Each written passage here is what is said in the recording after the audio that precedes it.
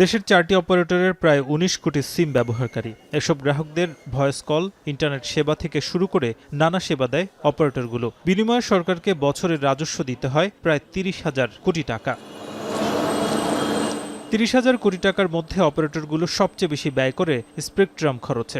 এছাড়াও ভ্যাট, সম্পূরক শুল্ক, কর, সারচার্জ, সিম ট্যাক্স, লাইসেন্স ফিতে ব্যয় করে প্রতিষ্ঠানগুলো। অপারেটররা সরাসরি কর বাবদ ৩৯ টাকা ব্যয় করলেও সব মিলিয়ে খরচ দাঁড়ায় প্রায় ৫৫ থেকে ৫৬ টাকা।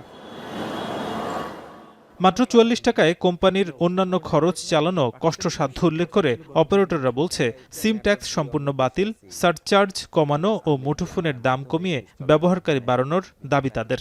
সরকারও দেখছে যে যেখানে হাত দেয় সেখানে ধরেন ১,০০০ কোটি টাকা, ১,৫০০ কোটি টাকার একটা ব্যাপার থাকে এবং সেটা ব্যালেন্সটা কোত্থেকে আসবে। যে পেনিট্রেশন বাড়লে আলটিমেটলি কিন্তু সরকারের টাকাটা চলে আসবে সরকারের কাছে, কারণ পেনিট্রেশন বাড়ার সাথে সাথে সার্ভিসের যে ভিএটি হবে, ট্যাক্স হবে, সাপ্লিমেন্টারি হবে, সেখানে কিন্তু সরকার টাকা রিটার্ন পাবে। সিম ট্যাক্স যেটা আছে ৩০০ টাকা, আমার যে কোনো সিম যদি কেউ কিনে ৩০০ টাকা দিতে হয়।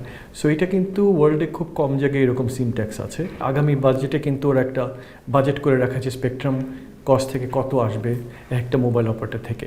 সো এইটাও কিন্তু বাংলাদেশে অনেক বেশি কস্ট। আমি যদি বলি ওয়ার্ল্ডের মধ্যে one of the most expensive. দেশে ব্রডব্যান্ড ইন্টারনেটের আওতায় প্রায় ১.৫ কোটি গ্রাহক আছে। ব্রডব্যান্ড সেবা দেয়া প্রতিষ্ঠানগুলো সরকারকে সব মিলে ৬৩.৪% পর্যন্ত ভ্যাট দেয়। আইএসপিএবি বলছে, এই খাতকে কর্পোরেট করের বাইরে গিয়ে তথ্য প্রযুক্তি সেবা খাত হিসেবে বিবেচনায় কর কমাতে হবে সরকারকে। এতে দেশের ব্রডব্যান্ড ইন্টারনেটের মূল্য আরও কমানো সম্ভব। ফাইবার অপটিকের উপর যে ভ্যাট ট্যাক্স আছে 63.4%, সেটা কমিয়ে নিয়ে আসা উচিত এবং লাস্ট মাইলের যে ইকুইপমেন্টে আছে, ওএনইউ আছে, কিংবা আমরা মডেমের মতন করে বলতে পারি বোঝার সুবিধার্থে, সেখানে ভ্যাট ট্যাক্স কমিয়ে নিয়ে আসা উচিত এবং সর্বোপরি হচ্ছে আমাদের সেক্টরকে আইটি অ্যানাবেল সার্ভিস হিসেবে ডিক্লারেশনটা আমরা সরকারের কাছে চাচ্ছি। বিশেষজ্ঞরা বলছেন, অন্যান্য দেশের করের হারের সঙ্গে সামঞ্জস্য রাখতে হবে বাংলাদেশকেও। টেলিকম খাতে সরকারের নীতি প্রতি বছর না করে তা দীর্ঘমেয়াদে নির্ধারণের আহ্বান জানান এই বিশেষজ্ঞ। সরকার যেই ট্যাক্স স্ট্রাকচার তৈরি করছে এটা শুধুমাত্র একটা বছরের জন্য তারা করে।